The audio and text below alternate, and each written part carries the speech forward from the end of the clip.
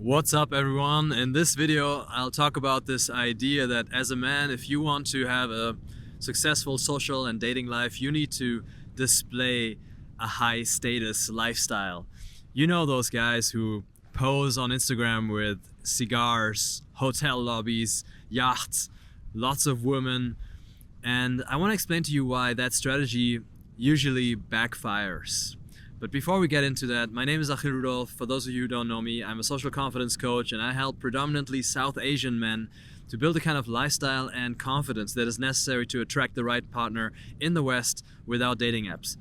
And one thing that I experience a lot is men coming to me who often paid thousands of dollars for coaching programs where they got taught how to display a high value lifestyle. They've thrown a lot of parties, they pose next to luxury objects, they got the Rolex watch, they rented a Maserati, they organized model shoots, right? Many of them actually changed their whole career path. They chose a whole different profession and became photographers just to look good on Instagram. And often they come to me and their Instagram literally looks like Dan Bilzerian's, but they didn't have a single date in the last 2 years. They say it just didn't click with any of the women in those circles. Someone else in the circle ended up dating the girl that they were into. And it's really sad to me to see that, and I want to explain the 3 reasons that I believe that this strategy often doesn't work.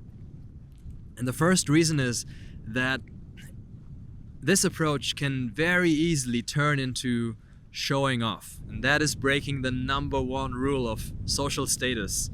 Don't ever show off your status. If you have status, you don't need to prove it. You don't need to artificially pump it up. If you do that, it means you're trying to prove something. It means you care way too much about other people's judgment. That's the reason that I usually don't like to use status symbols in my content. Today you see me hanging out on a yacht here, but usually that's not part of my lifestyle. I don't smoke cigars. I don't hang out with tons of women in hotel lobbies. For you, it might be different. It might be part of your normal, regular lifestyle, and then you can, of course, show that. But for most people, that's just not the way they live.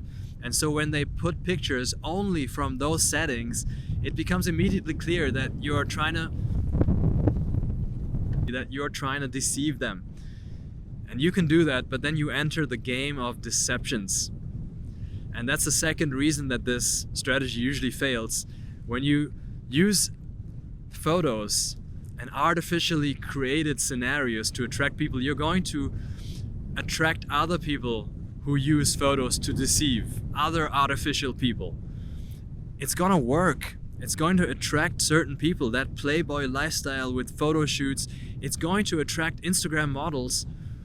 But they're going to also use you the way that you use them for high status. They're going to use you to get those pictures as well.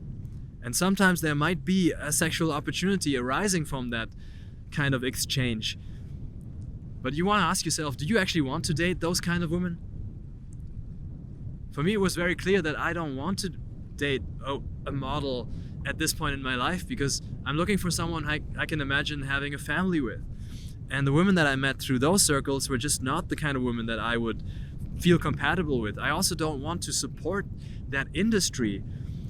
And by doing all this photo shoot stuff with wannabe Instagram models, you're really feeding into a huge problem in the world, because that industry is kept alive by the desperation of men and the insecurity of lots of women.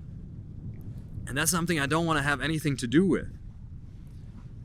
And then there's the third reason why this strategy usually backfires, and that's that it sets the wrong expectations.